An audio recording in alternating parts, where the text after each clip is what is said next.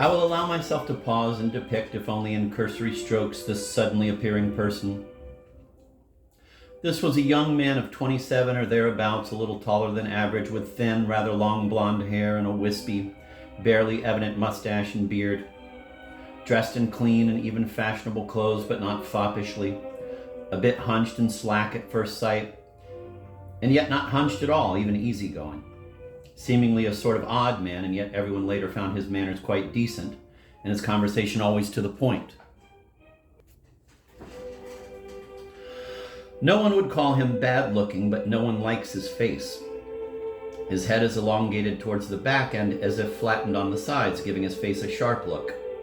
His forehead is high and narrow, but his features are small, eyes sharp, nose small and sharp, lips long and thin. The expression of his face is as if sickly, but it only seems so. He has a sort of dry crease on his cheeks and around his cheekbones, which makes him look as if he were recovering from a grave illness.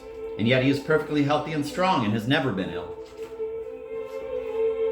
He walks and moves very hurriedly, and yet he is not hurrying anywhere. Nothing, it seems, can put him out of countenance. In any circumstances and in any society, he remains the same. There is great self-satisfaction in him, but he does not take the least note of it himself. He speaks rapidly, hurriedly, but at the same time self-confidently, and is never at a loss for words. His thoughts are calm despite his hurried look, distinct and final. And that is especially noticeable. His enunciation is remarkably clear. His words spill out like big uniform grains, always choice and always ready to be at your service. You like it at first, but later it will become repulsive, and precisely because of this all too clear enunciation, this string of ever-ready words. You somehow begin to imagine that the tongue in his mouth must be of some special form, somehow unusually long and thin, terribly red and with an extremely sharp, constantly and involuntarily wriggling tip.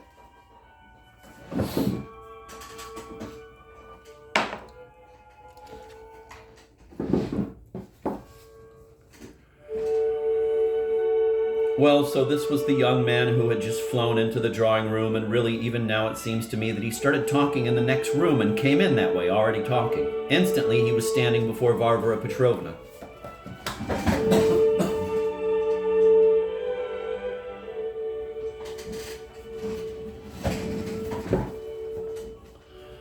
And imagine, Varvara Petrovna, the beads spilled out of him. I came in thinking to find he'd already been here for a quarter of an hour. It's an hour and a half since he arrived. We met at Kirilov's. He left an hour ago to come straight here. And told me to come here too in a quarter of an hour. But who? Who told you to come here? Varvara Petrovna questioned. But Nikolai Vsevolodovich, of course. You don't mean you're only learning of it this minute? His luggage at least should have arrived long ago, didn't they tell you? So I'm the first to announce it? By the way, we could send for him somewhere, but anyway, he'll certainly come himself presently, and it would seem precisely at a moment that answers to some of his expectations and, at least so far as I can judge, to some of his calculations. Here he looked around the room and tested his eyes, especially on the captain. And rested his eyes, especially on the captain. Ah, Lizaveta Nikolaevna, how glad I am to meet you first thing. I'm very glad to shake your hand. He quickly flew over to take the hand which the gaily smiling Liza offered him. And I noticed that the much-esteemed Praskovya Ivanovna also seems to remember her professor and is not even angry with him as she always was in Switzerland. But by the way, how do your legs feel here, Praskovya Ivanovna? And were the Swiss consultants right in sentencing you to the climate of the fatherland? What's that, ma'am? Wet compresses? That must be very good for you. But how sorry I was, Varvara Petrovna, he quickly turned again, that I was too late to find you abroad and pay my respects in person. And I had so much to tell you besides. I notified my old man here, but he, as is his custom, seems to... Petrusha! Stepan Trofimovich cried, instantly coming out of his stupor. He clasped his hands and rushed to his son. Pierre, mon enfant, and I didn't recognize you. He embraced him tightly, and tears poured from his eyes. There, don't be naughty, no need for gestures. There, enough, I beg you, Petrusha hastily muttered, trying to free himself from the embrace. I have always been guilty before you. Now that's enough. Save it for later. I just knew you were going to be naughty. Be a bit more sober, I beg you. But I haven't seen you for 10 years. The less reason for any outpourings. Mon enfant. So I believe you love me. Take your arms away. You're disturbing the others. Ah, here is Nikolai Vsevolatovich. Now don't be naughty, I beg you, finally. Nikolai Vsevolatovich was indeed already in the room. He had come in very quietly and stopped for a moment in the doorway, quietly looking around at the gathering. Just as 4 years ago when I saw him for the first time, so now too I was struck at the first sight of him.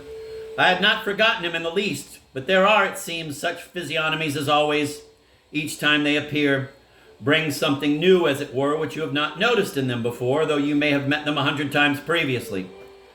Apparently, he was still the same as 4 years ago, as refined, as imposing.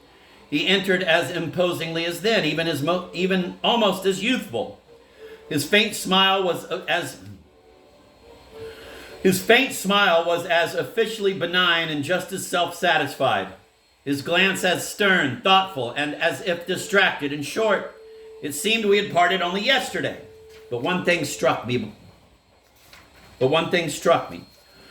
Before, even though he had been considered a handsome man, his face had indeed resembled a mask, as certain vicious-tongued ladies of our society put it, whereas now I don't know why, but he appeared to me at very first sight as decidedly, unquestionably handsome, so that it could in no way be said that his face resembled a mask. Was it because he had become a bit paler than before and seemed to have lost some weight? Or was there perhaps some new thought that now shone in his eyes? "Nikolai Vsevolatovich!" Varvara Petrovna cried, drawing herself up straight, but not quitting her armchair, stopping him with an imperious gesture. "Stop for one moment." But to explain the terrible question that suddenly followed this gesture and exclamation, a question I could not have supposed possible even in Varvara Petrovna herself, I shall ask the reader to recall what Varvara Petrovna's character had been all her life and the remarkable impetuousness she had shown in certain extraordinary moments. I also ask him to bear in mind that despite the remarkable firmness of soul and the considerable amount of reason and of practical, even, so to speak, managerial tact she possessed, there was no lack of moments in her life in which she would give all of herself suddenly, entirely, and, if it is permissible to say so, totally without restraint. I also ask him finally to consider that for her the present moment could indeed have been one of those in which the whole essence of a life, all that has been lived through, all the present and perhaps the future, is suddenly focused. I shall also remind him in passing of the anonymous letter she had received as she had just so irritably led on to Praskovia Ivanovna, though I think she kept silent about the further contents of the letter, and precisely in it, perhaps, lay the key to the possibility of that terrible question which she suddenly addressed to her son. "Nikolai Vsevolatovich," she repeated, rapping out the words in a firm voice in which a menacing challenge sounded. "I ask you to tell me right now, without moving from that spot, is it true that this unfortunate lame woman, there she is over there, look at her, is it true that she is your lawful wife?" I remember that moment only too well. He did not even blink an eye, but looked intently at his mother. Not the slightest change in his face ensued. At last he smiled slowly, a sort of condescending smile, and without a word of reply quietly went up to his mother, took her hand, brought it reverently to his lips, and kissed it. And so strong was his ever irresistible influence on his mother that even then she did not dare snatch her hand away. She simply stared at him, all question, and her whole look confessed that she could not endure the uncertainty a moment longer. But he continued to be silent. Having kissed her hand, he glanced all around the room once again, and still as unhurriedly as before went straight to Maria Timofeevna. It is very difficult to describe people's physiognomies at certain moments. It has remained in my memory, for example, that Maria Timofeevna, all numb with fear, rose to meet him and clasped her hands before him, as if entreating him, and at the same time I also remember there was rapture in her eyes, a sort of insane rapture that almost distorted her features, a rapture hard for people to bear. Perhaps both were there, both fear and rapture, but I remember myself quickly moving closer. I was standing just next to her, for I fancied she was about to faint.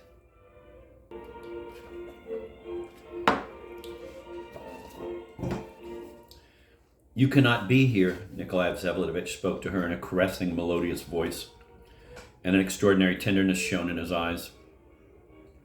He stood before her in a most reverent attitude, and his every movement expressed the most sincere respect. In an impetuous half-whisper, the poor woman breathlessly murmured to him, And may I kneel to you now?" "No, you certainly may not," he smiled magnificently at her, so that she too suddenly gave a joyful little smile. In the same melodious voice and tenderly reasoning with her as with a child, he added imposingly, "Consider that you are a girl, and I, though your most faithful friend, am nevertheless a stranger to you. Not a husband, not a father, nor a fiancé. Now give me your hand and let us go. I will see you to the carriage, and if you permit, will take you to your house myself." She listened and bent her head as if pondering. "Let us go," she said, sighing, and gave him her hand. But then a small mishap befell her. She must have turned somehow awkwardly and stepped on her bad shorter leg. In a word, she fell full sideways on the armchair, and if it had not been for the armchair, she would have fallen to the floor.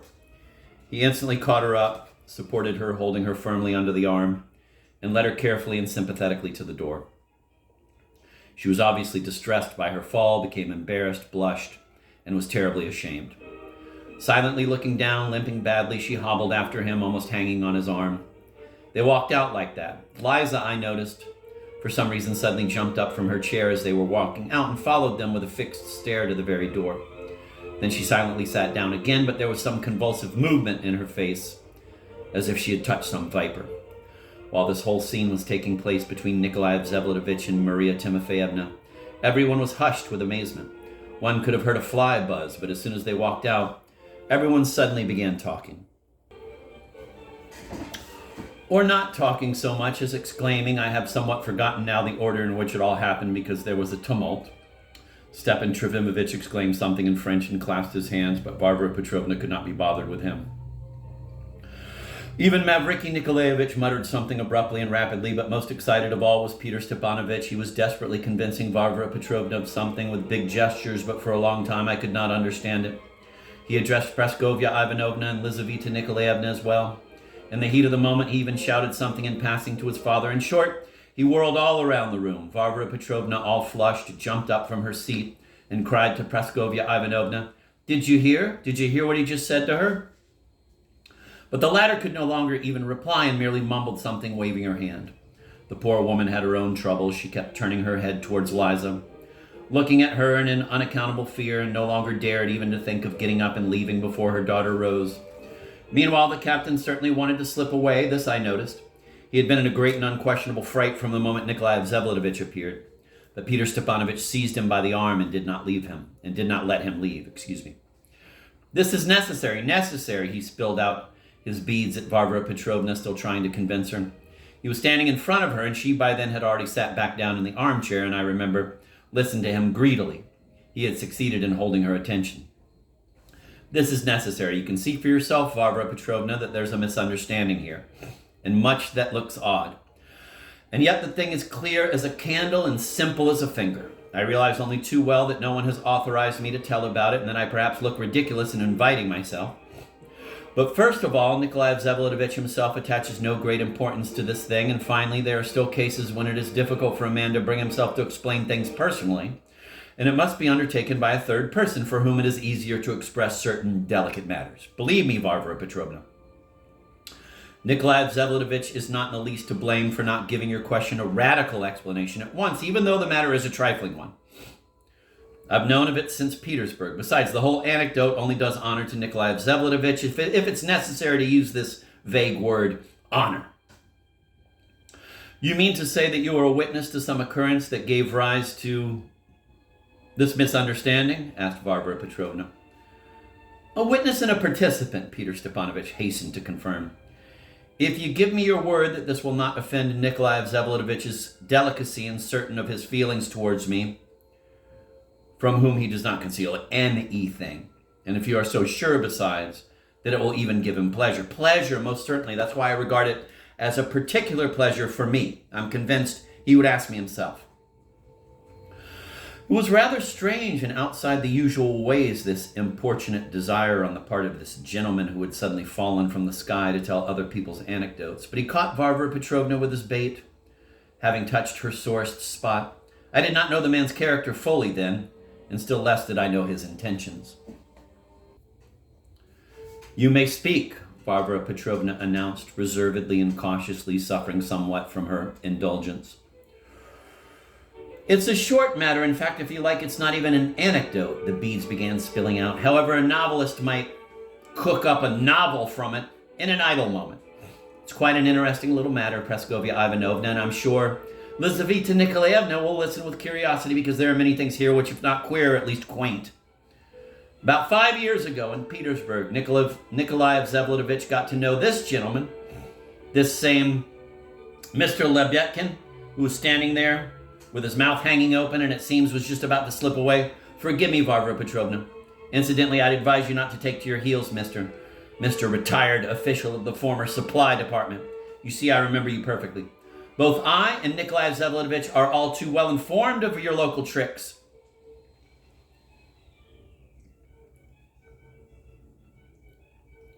Both I and Nikolai Vsevolodovich are all too well informed of your local tricks, of which, don't forget, you will have to give an accounting.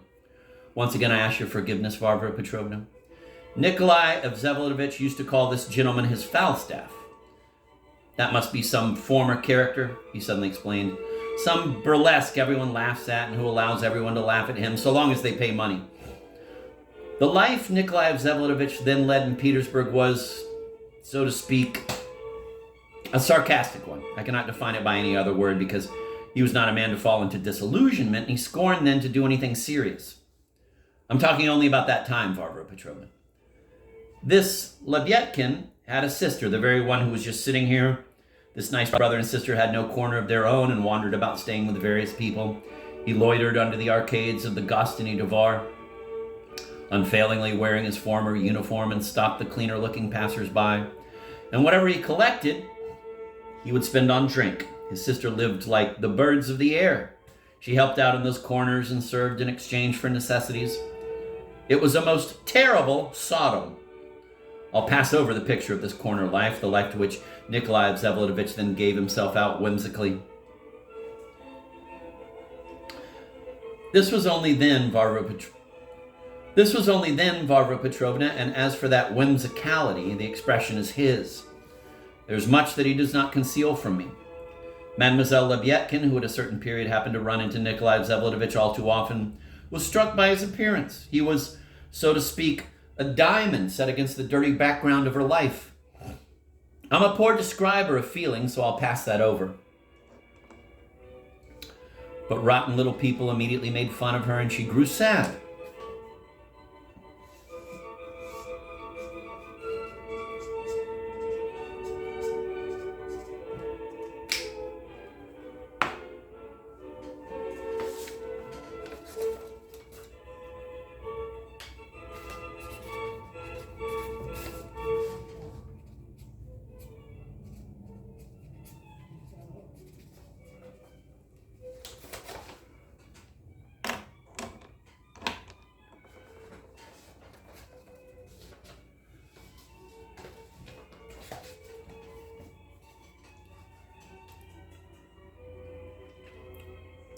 I'm a poor describer of feelings, so I'll pass that over, but rotten little people immediately made fun of her, and she grew sad.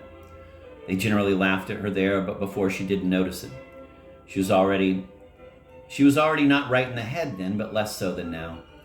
There's reason to think that in childhood, through some benefactor, she almost received an education.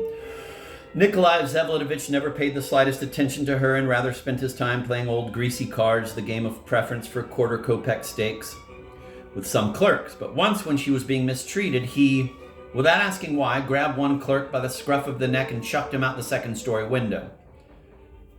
There wasn't any chivalrous indignation in favor of offended innocence in it. The whole operation took place amid general laughter, and Nikolai Vsevolodovich himself laughed most of all. Everything eventually came to a good end. They made peace and began drinking punch. But oppressed innocence herself did not forget it. Of course, it ended with the final shaking of her mental faculties. I repeat, I'm a poor describer of feelings, but the main thing here was the dream. And Nikolai Vsevolodovich, as if on purpose, aroused the dream even more. Instead of just laughing at it, he suddenly began addressing Mademoiselle Lebyadkin with an unexpected esteem. Kirillov, who was there, Kirilov, who was there, an exceedingly original man, Varvara Petrovna, and an exceedingly abrupt one. Perhaps you'll meet him one day. He's here now. Well, so this Kirilov, who ordinarily is always silent, but then suddenly got excited, observed to Nikolai Vsevolodovich, as I remember, that his treating this lady as a marquise was finally going to finish her off. I will add that Nikolai Vsevolodovich had a certain respect for this Kirilov. And how do you think he answered him? You assume, Mr. Kirilov, that I am laughing at her. Let me assure you that I do indeed respect her, because she is better than any of us. And you know, he said it in such a serious tone. Though, in fact, during those 2 or 3 months, he hadn't said a word to her except hello and goodbye. I, who was there, remember for a certainty that she finally reached the point of regarding him as something like her fiancé, who did not dare to abduct her solely because he had many enemies and family obstacles, or something of the sort. There was much laughter over that. In the end, when Nikolai Vsevolodovich had to come here that time, as he was leaving, he arranged for her keep, and it seems it was quite a substantial yearly pension, at least 300 rubles, if not more. In short, let's say it was all self-indulgence, the fancy of a prematurely weary man, let it be finally, as Kirilov was saying, a new etude by a jaded man, with the object of finding out what a mad cripple can be brought to. You chose on purpose, he said, the very least of beings, a cripple covered in eternal shame and beatings, and knowing besides that this being is dying of her comical love for you. And you suddenly start to flummox her on purpose, solely to see what will come of it? Why, finally, is a man so especially to blame for the fantasy of a mad woman to whom, notice, he had hardly spoken 2 sentences during that whole time? There are things, Varvara Petrovna, of which it is not only impossible to speak intelligently, but of which it is not intelligent even to begin speaking. Well, let it be whimsicality, finally. But that's all one can say. And yet quite a story has been made of it now. I'm partly informed, Varvara Petrovna, of what is going on here. The narrator suddenly broke off and was turning to Lebyadkin, but Varvara Petrovna stopped him. She was in the greatest exaltation. Have you finished? She asked. Not yet. For completeness, I would have to put some questions on certain matters to this gentleman, with your permission. You will see presently what it's about, Varvara Petrovna. Enough. Later. Stop for a moment, I beg you. Oh, how good it is that I allowed you to speak. And observe, Varvara Petrovna. Peter Stepanovich roused himself. How could Nikolai Vsevolodovich have explained all this to you himself just now in answer to your question, which was perhaps much too categorical? Oh, much too much. And was I not right to say that in certain cases it is much easier for a third person to explain for the interested person himself? Yes, but in one thing you are mistaken, and I regret to see that you continue to be mistaken. Really? What's that? You see, and incidentally, why don't you sit down, Peter Stepanovich? Oh, if you like, and I am tired, thank you. He at once pulled out a chair and turned it in such a way that he wound up between Varvara Petrovna on the one side and Praskovya Ivanovna at the table on the other, and facing Mr. Lebyadkin, whom he would not take his eyes off for a moment. You are mistaken in calling it whimsicality. Again, fantastic stage direction. I remember in the McAndrew translation, this is the Pavir Volokonsky. In McAndrew, he says he pulled the chair so he could be equidistant from everyone. Equidistant. Such class. Class belongs in a parlor. He at once pulled out a chair and turned it in such a way that he wound up between Varvara Petrovna on the one side and Praskovya Ivanovna at the table on the other, and facing Mr. Lebyadkin, whom he would not take his eyes off for a moment. You are mistaken in calling it whimsicality. Oh, if that's all. No, wait. Varvara Petrovna stopped him, obviously preparing herself to speak much and ecstatically. As soon as he noticed it, Peter Stepanovich became all attention. Such good, fantastic direction.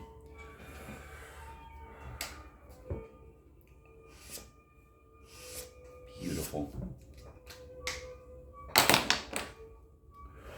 No, wait. Varvara Petrovna stopped him, obviously preparing herself to speak much and ecstatically. As soon as he noticed it, Peter Stepanovich became all attention.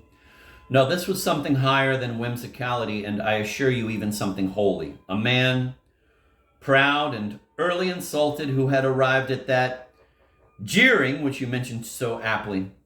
In short, a Prince Harry, to use Stepan Trivimovich's magnificent comparison at the time, which would be perfectly correct if he did not resemble Hamlet even more, at least in my view.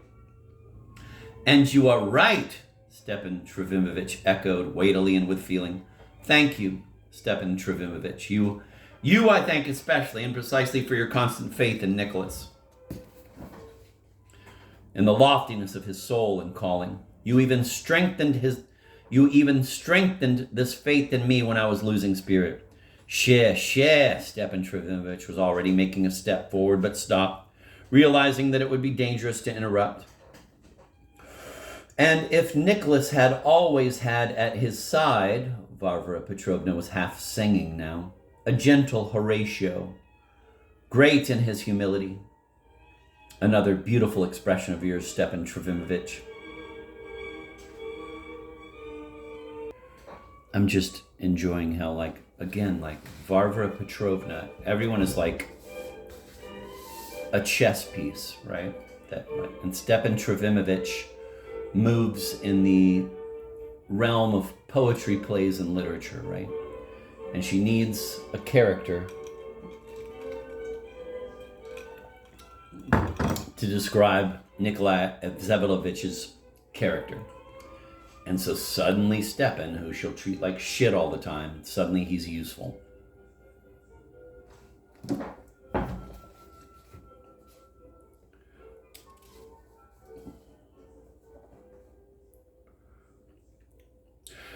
And if Nicholas had always had at his side, Varvara Petrovna was half singing now, a gentle Horatio, great in his humility, another beautiful expression of yours, Stepan Trivimovich, he would perhaps have been saved long ago from the sad and, quote, sudden demon of irony, end of quote, that has tormented him all his life. The phrase about the demon of irony is again an astonishing expression of yours, Stepan Trivimovich. Stepan is like a little, a Google search of a poetic and literary concepts. The phrase about the demon of irony is again an astonishing expression of yours, Stepan Trivimovich. But Nicholas never had a Horatio or an Ophelia. He had only his mother. But what can a mother do alone and in such circumstances? You know, Peter Stepanovich, I can even understand and quite well how a being such as Nicholas could appear even in such dirty slums as those you were telling about. I can imagine so clearly now this jeering life, your remarkably apt expression. I can imagine so clearly this sarcastic life, your remarkably apt expression. This insatiable thirst for contrast, this dark background of the picture against which he appears like a diamond. Again, according to your comparison, Peter Stepanovich. And so he meets there a creature offended by everyone, a cripple, half crazy, and perhaps at the same time with the noblest feelings. End of quote. It's funny too that she mixes in Stepan and Peter, which is very sweet. She's kind of saying oh, what you said, Stepan, is very valuable, and what you said, Peter, is very, in a strange way, she's putting them together, giving them kind of an intellectual hug.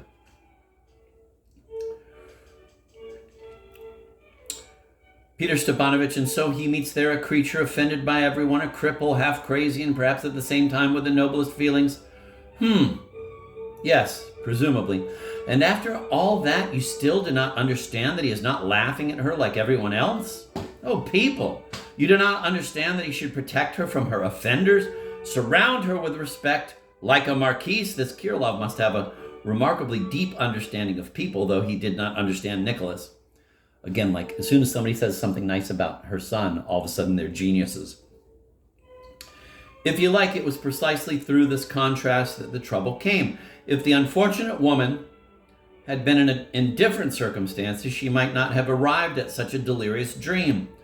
It takes a woman to understand this, Peter Stepanovich, and what a pity that is not that you are not a woman, but at least for this once so as to understand. You mean, in a sense, the worse the better. I understand, Varvara Petrovna. It's like with religion. The worse a man's life is, or the more downtrodden and poor a whole people is, the more stubbornly they dream of a reward in paradise. And if there are 1,000 100,000 priests fussing about it at the same time, inflaming the dream and speculating on it, then I understand you, Varvara Petrovna, rest assured. I don't suppose that's quite so, but tell me, can it really be that in order to extinguish the dream in this unfortunate organism— why Varvara Petrovna used the word organism here, I could not understand— Nicholas, too, should have laughed at her and treated her as the other clerks did? Can it really be that you reject that lofty compassion, that noble tremor of the whole organism with which Nicholas suddenly so sternly answered Kirilov, I do not laugh at her? A lofty, a holy answer. Sublime, muttered Stepan Trofimovich.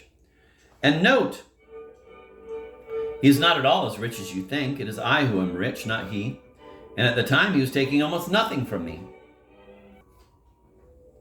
I understand all that, Varvara Petrovna. Peter Stepanovich was now stirring somewhat impatiently. Oh, it is my character. I recognize myself in Nicholas. Fucking Varvara. Oh, it is my character. I recognize myself in Nicholas. I recognize that youth, that possibility of stormy, awesome impulses. And Peter Stepanovich, if one day you and I become close, which I, for my part, sincerely wish, all the more so in that I already owe you so much, perhaps then you will understand. Oh, believe me, I wish it for my own part, Peter Stepanovich muttered abruptly. Then you will understand the impulse with which, in this blindness of nobility, one suddenly takes a man in all respects even unworthy of one, profoundly lacking an understanding of one, who is ready to torment one at the first opportunity, and, contrary to everything, makes such a man into some sort of ideal, one's dream, concentrates on him all one's hopes, worships him, loves him all one's life, absolutely without knowing why. Perhaps precisely because he is unworthy of it. Oh, how I've suffered all my life, Peter Stepanovich. Stepan Trofimovich, with a pained look, tried to catch my eyes, but I dodged it just in time.